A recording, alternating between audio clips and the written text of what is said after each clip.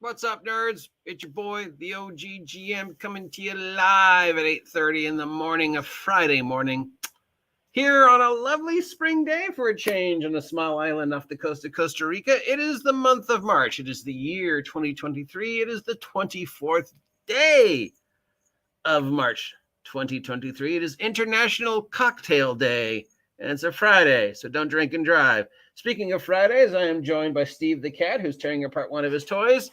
And it's time to take a look at all the tabletop role-playing game news, bits and bobs we might have missed during the week as we were focusing all our attention on whatever the latest controversy of the week was. And apparently it's racism and D&D movie.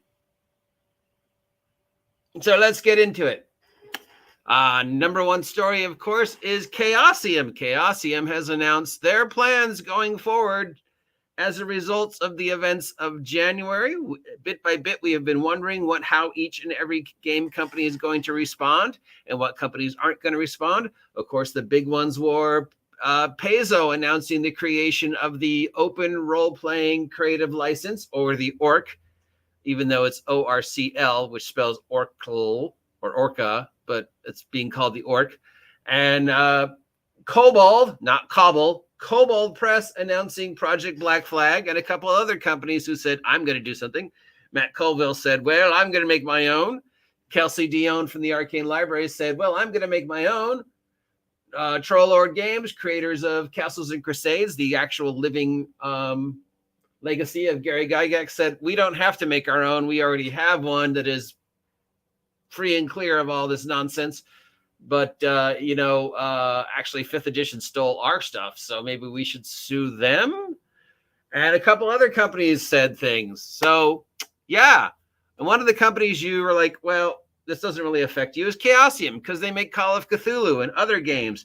And those games use a completely different system that doesn't fall under the OGL, as far as I know. I looked at my copy of Call of Cthulhu. It's not in there because they use percentile and they use a completely different system. But they announced, hey, we're going to make a new version of our basic role-playing system, the system that Call of Cthulhu is based on, the system that many people consider the best role-playing system ever made, are now going to be coming out with a new edition in the end of April that falls under the ORC. And I'm not sure why they feel the need to do this, other than to give people permission to make stuff using basic role-playing. But of course, people have been making stuff using basic role-playing for years, including, of course, the award-winning Super World, Pendragon, other games. I mean, they've already sort of had an open source system, and anybody and their dog can make stuff using Cthulhu because the Lovecraft family made Cthulhu open source. But so yeah, that's their new version is going to fall under the ORC, which leads us to what's going on with the ORC, Paizo, because, at least once a week we got some news from Paizo about a new project or something. Now they've got a comic book coming out. But meanwhile, everybody's going, where's the ORC? Because the last update was January 12th. And the last update that I know of on the Discord is it's still at the lawyers. But Chaosium seems to feel it's finished enough that they can release a product under the protection of the ORC going forward, which, again, I'm not sure they have to, but whatever. I guess they're just hedging their bets for the inevitable Taco Bell wars that are going to happen between Wizards of the Coast and the OGL and everybody else, and the future of the OGL 1.0, 1.1, and whatever other nonsense Wizards of the Coast has planned for us. Speaking of Paizo, Paizo has recently fallen under the microscope for some of the comments its staff members have made. Some of the very extremely racist, sexist comments that its predominantly white Seattle-based staff has made against fellow white people and fellow straight people and white men, which is still racist. And if you're a white person talking about how much you hate white people, that's just, I don't even know what that is. But apparently the same level of nonsense that has been plaguing Wizards of the Coast is now plaguing Paizo as well. Now, this is not new. Paizo has fallen into trouble before for some of the statements that have come out of its bullpen, and it seems that its ability to regulate its staff still sucks, which doesn't bode well for the future of the ORC. At this point, I don't know if we'll ever actually see an ORC. At this point, I don't know what the future for the OGL is. I think everybody's just going to go back to making their own little things, and maybe occasionally there'll be cross-pollination. But for the most part, there's just the OSR will remain the OSR that it's always been, just a bunch of people making games because they love the games. The politics didn't have to happen. The January didn't have to happen. Wizards of the Coast could have approached the situation in so many different ways. But as usual with Wizards of the Coast, they chose the least successful way to deal with the situation. And the stupidity of Wizards of the Coast and its legal team never ceases to amaze me. And speaking of Wizards of the Coast stupidity, so remember a couple weeks ago, we had Bob Worldbuilder and a couple other YouTubers come up and talk about how they've been invited to this secret meeting up in Washington with the Wizards of the Coast's new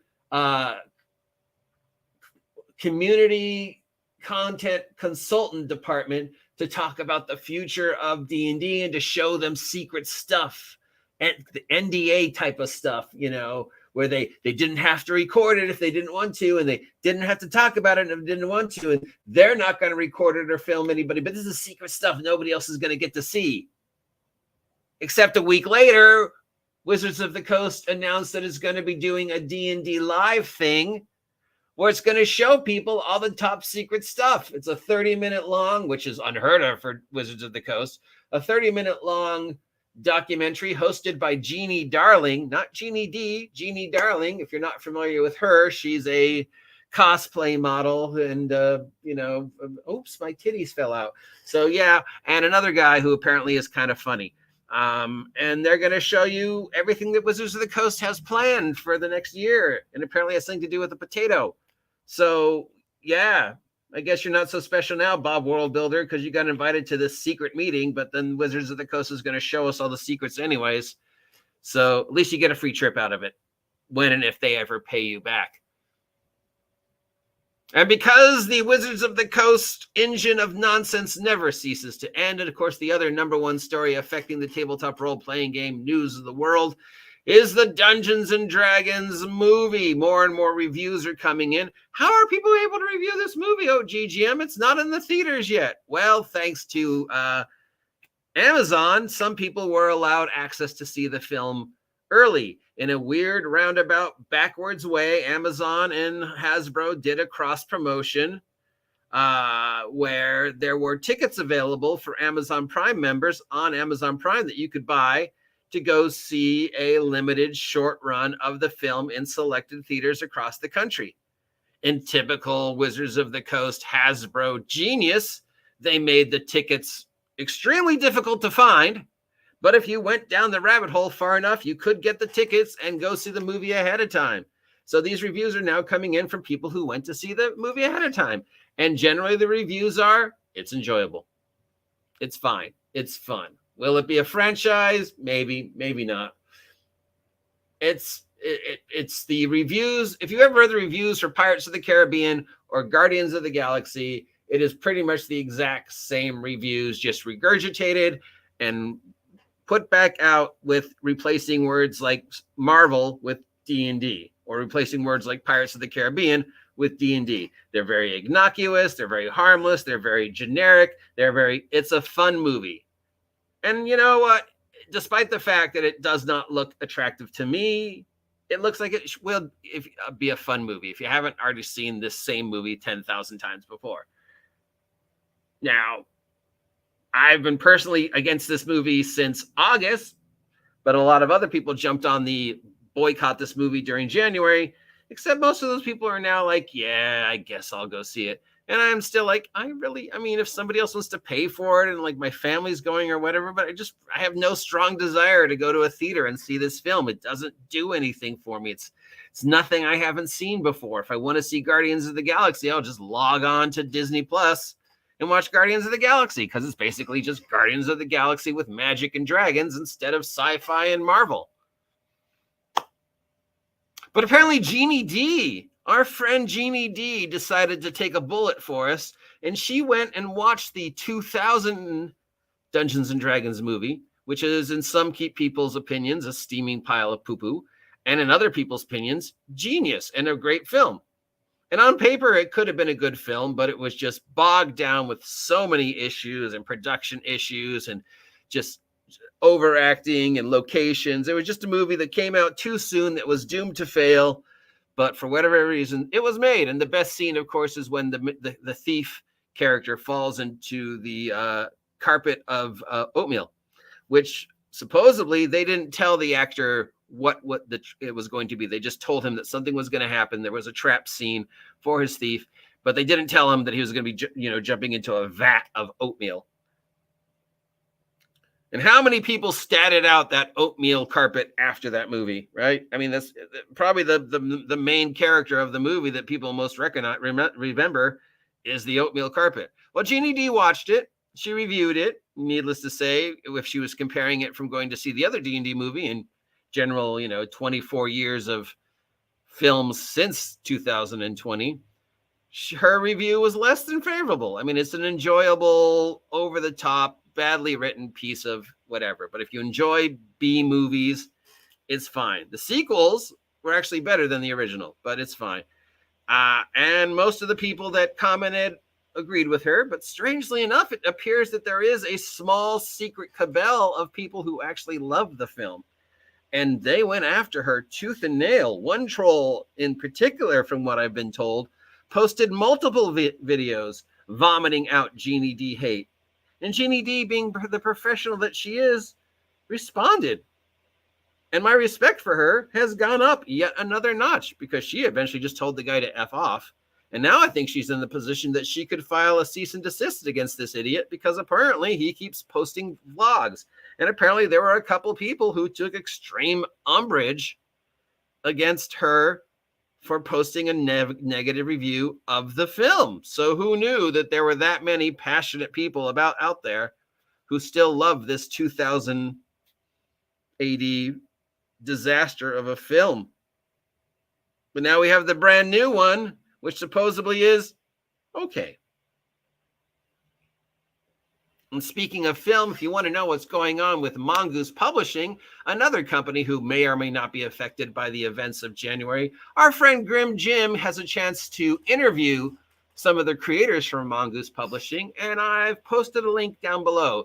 So if you want to see one of the few individuals in this industry I 100% respect, Grim Jim is the game designer I want to be when I grow up.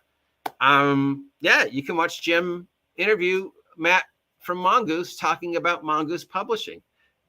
And speaking of publishing, in our final story, hey, Kelsey from Arcane Library, congratulations. Arcane Library hit 1 million on Kickstarter. She found out about the fact that she hit 1 million while she was playing a tabletop role-playing game in Gary Gygax's house. How awesome is that, huh? How many times have you people who claim you know more about Gygax than everybody else been to Gygax's house, huh? And had a chance to play a game in Gygax's house? So congratulations to Kelsey. Hopefully it doesn't go to her head. If she's smart, she will spend the next 24 hours having nothing to do with gaming. She will just go outside, get an ice cream, enjoy the spring air, because we know the pressure is on and the outrageous trolling will begin. You people are just jealous that a female was successful in gaming, I think.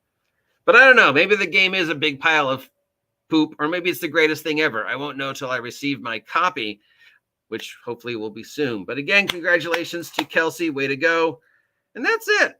What else is going on in the tabletop role-playing game news?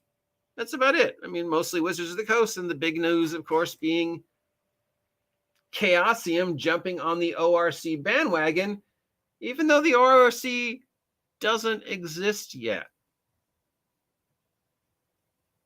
But if you're a fan of D&D movies, you can watch my countdown on my channel as I go and take a look at each and every film, mostly from the 80s, that are considered Dungeons and Dragons movies, as we try and figure out what is the best D&D movie ever made. And of course, that's completely subjective, because whatever movie I think is the best D&D movie ever made, you're going to think is the worst, and vice versa. The movie you think is the best D&D movie ever made, I'll be like, that's not a D&D movie. Last of the Mohicans is not a D&D movie. Guy who once told me Last of the Mohicans is the greatest D&D movie ever made. So yeah, it's subjective, but we're counting down because, as you know, April 1st, the theater doors open up and the masses of pranksters will go to see Dungeons and Dragons Honor Amongst Thieves in theaters. Maybe. Are people still going to theaters? Apparently. And having a movie premiere on April 1st, knowing how people will treat the theater on April 1st is just stupid. Now, it's Hasbro wants D&D the movie to make $1 billion, but right now we're projecting 300 to 500 million domestic gross, and maybe 800 million once it goes worldwide. But that depends upon how much they have to edit it for the Asian market. And then it has to compete with, those Asian films that are making billions of dollars every week, like Wandering Earth. So, yeah, we'll see. But hopefully the D&D movie nonsense will be over soon, and we can move on to the next story, which is Paizo. Kobold. It's Kobold, not Cabal. Kobold Press. What's going on with the ORC? What's going on with Project Black Flag? Wizards of the Coast, what are your plans for 6th edition? I mean, the year is rapidly spinning back through. We're already in spring. Summer, fall, and winter are only a drop away. That's it for the tabletop role-playing game news. If you appreciate this content, let me know. If you haven't had a chance to subscribe yet, please subscribe. Help me hit 1,300 subs by the end of the month. And if you appreciate this nonsense, maybe consider supporting me. And the best way to support me is to head on over to Big Geek Emporium and buy my merch. Links down below. My amazing Minions on a Mission series. Okay, it'll never make $1 million on Kickstarter, but I think it's pretty awesome. So, yeah, take that as you will. And that's it for today. Have a great day. Stay safe. Enjoy the spring weather while it's out there. And I'll talk to you later. And hey, whoever thought I would say my respect for Ginny D has increased? Wow. I mean, those are words I never thought I'd come out of my mouth. But here are words that I do know come out of my mouth every single day. Stay safe out there and get off my land.